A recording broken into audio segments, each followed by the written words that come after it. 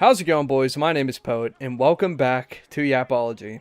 It's been a minute, yet again, and I do apologize. But I think today we are going to be doing some Black Pill content. Like, usually I've got this really nice story planned out, and it's all hope core, and there's like a lesson to be learned, but no. Today, we're gonna get evil. Evil ass Yapology. I even have like an evil ass topic, and I think it's one everyone is affected by and everyone is aware of, but not everyone can see the bigger picture. So let's talk about technology, primarily cell phones. Look, I hate to sound like Unc, but I'll just say it. We need to get off of our phones more. The damn phones are rotting your brain, dude. It's it's literally true. Look at today's generation of kids, okay? They are brain dead with this tung guy in the 6'7". Guy 6'7", 6'7". Like, what? What? I understand, like, growing up, my generation had, like, the derp phase and the Tobuscus voice phase, you know, like the, oh, Tobuscus, yeah, stuff, but, you know, oh, God, that was awful, but as brain rot as that was, some of the stuff that is posted on TikTok and YouTube Shorts and Instagram Reels are just it's another level. Some of it can be funny. Some of it absolutely can be funny. But the difference between now and then is that we got bullied for acting like derp and Tobuscus in public. Being someone who was online even just 10 years ago was still lame to most people, if not everyone. And I feel like that kind of balanced things out a little bit. Today, like I said, it's just getting out of control. I'm not even calling for bullying, obviously that's bad, but just let these people know that this weird ass brain rot behavior in public is not normal. Besides just the absolute brain rot slop that is circulating through social media platforms and whatnot, people are becoming more dependent on their phones to do basic tasks. This last week, my apartment complex replaced all of the mechanical locks on our doors with electronic locks that we control from our phones. On paper, it's a really cool idea. It's like the future is now, Black Ops 2 fucking bullshit, whatever. It's cool, don't get me wrong. But now I have to sit outside my front door and wait for the app to open after scanning my face to then, and only then, press the unlock button, which then I have to wait for it to take the signal from my phone to open the door. Look, just put the keys on the keychain, bro. Like, I don't need Jarvis to skip the spinning rims to open my fucking door. I just need my door open. This is especially annoying because we still have key fobs to access the main building. So I have to get my keys out to get into the building to begin with. But then when I get to my room door, I need to switch to my phone to open that door. It's so counterproductive and stupid, in my opinion. I already had a completely working, just completely operational key that did the same damn thing. The app does give me the ability to change the AC from my phone, which is kind of nice, but the thermostat is probably a 2-second walk from where I am right now. I don't think I'm going to need to change the AC from my work if I'm not at my apartment. The phone can be convenient, but why are we replacing shit that doesn't need replaced? Are we going to start replacing, like, cardiograms with phones? Like, I'll tell you what. Let me turn my phone into a fucking heartbeat sensor from MW2. Then I'll take back everything I just said. Speaking of replacing things that don't need replaced, I'm going to talk to you about phones in the car. Don't get me wrong, being able to call for help or use them as a GPS is probably one of the best things a phone is utilized for in the car. But even in my short 15-minute ride I took today to pick up my lunch, I saw several people on their phones behind the wheel. And I'm talking like we are actively driving. We are on a busy road. It is 3 o'clock. The schools are letting out. There are people on the road. There are children everywhere. And they are on their phones. Guys, don't text and drive. I know I sound like Unc, but holy shit. It is a legitimate concern. People die doing this. People are killed when you do this. You don't pay attention for 1 second and your car could be way off the road, or worse yet, in the oncoming lane of traffic. I promise you, whatever TikTok you want to watch will be there when you get parked. And even if it isn't, at least you will be there when you get parked. Or a family will be there when you get parked. People cannot be replaced. There is no identical person.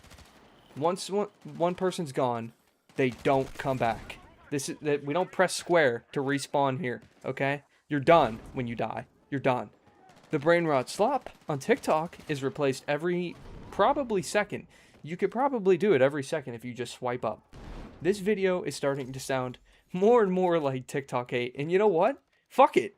It's evil ass Yapology. We're going for TikTok too.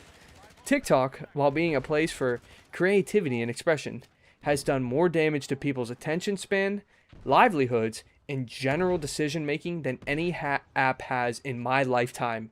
And I'm 27 years old, just about. I have seen the rise of most social media platforms, which is really crazy to talk about, but I've seen the rise of things like Instagram and the popularization of X or Twitter or whatever you want to call it, and Reddit and all these other crazy sites. And I'm telling you, TikTok has done the most damage. Think about how long you spend watching a video on TikTok, a couple seconds, and then a swipe, right? Now try and go watch a 30-minute YouTube video. 3 minutes in, and you're probably like, ugh, where's the end of this video? Literally, it is rewiring our brain to not give as much time to other media, to really any media. That media that we should be giving our attention to, the things that are 30 or 40 minutes long, some of the videos that are like genuinely inspiring or thought-provoking, probably, most definitely, is more informative than the slop you will find on TikTok. Think about the amount of people who have gotten canceled on TikTok as well. I still think that is the absolute dumbest shit, calling on everyone to ruin someone's life. Just let that person ruin it for themselves. Who gives a shit what they're doing? That to me just shows that you are chronically online. You care about everybody else's life than your own. Who gives a shit what people are up to? If they want to be terrible people, let them. Call them out if you see them in person, absolutely. But don't get online and start posting pictures and, this person, let's hate mob them. Seriously, you're gonna use your energy to shit on somebody else? What are you doing? Like, what are you doing, dude? And the number one thing I hate the most on that app is herd mentality. I saw someone do this on TikTok, so now I'm going to. If it's a cool idea and something productive, like a skill, or maybe a way to like decorate your house, or I don't know, like how to work on a car, how to change oil, something that you're gonna learn something from, fine. You know, like 30-second tutorials and stuff like that are typically pretty cool. That's basically how I learned how to change the oil on my car. It's just like a little 30-second YouTube reel, like, here's the rundown. But if you are basing how you live your life, or where you get education from, or, God forbid, your political beliefs off of social media, you are brain dead. Like, I understand it is a very easy way to find out information on certain things, but you are a fool if you think that these people are not biased in any way, shape, or form. If you think somebody can get on there and give you facts rather than their opinions, you are just wrong. Like, this whole video, I'm not going to sugarcoat it. This whole video is an opinion, right? I'm not stupid and naive enough to be like, what I'm saying is absolute fact and you need to believe it. Otherwise, I'm going to try to get you canceled. See how that goes hand in hand? It's just stupid. Cut and dry. If you let social media dictate how you live, just hate me all you want, but seriously, put the phone down and get outside and figure out how the real world works. See how it's full circle. We're going back to the original topic of today's video. Just get off your phone as much as you can. They are destroying real social connections between people every day we get on those apps. These apps are just absolutely annihilating our ability to create a community. You can start by just using it less on your days off. When you want to scroll, find a book or a hobby to get into instead. I know, like, for me, reading doesn't do it. I want to get better, but reading does not do it. So I have other hobbies. Like, I like to make YouTube videos. Now, of course, that requires me to be on social media, but I limit it as much as I possibly can. YouTube is a social media platform, whether you agree or disagree. I and many others will agree with that. I can't do it right now because I'm in an apartment, but soon I'll be moving to a house, and when I move into the house, I want to diversify some of my other hobbies. Like, I kind of want to learn how to do some basic woodcrafting. I want to learn how to manage and maintain a garden. Like, these are things that you can do that get you outside, and you don't need your phone. Other hobbies, like, painting or coloring. Hell, coloring, dude, that's like the easiest thing. Do a puzzle, man. Like, I don't know. Just go outside and sit down and enjoy nature for a little bit. Like, that doesn't even have to be a hobby. It could just be something that you do without the phone. Just disconnect a little bit.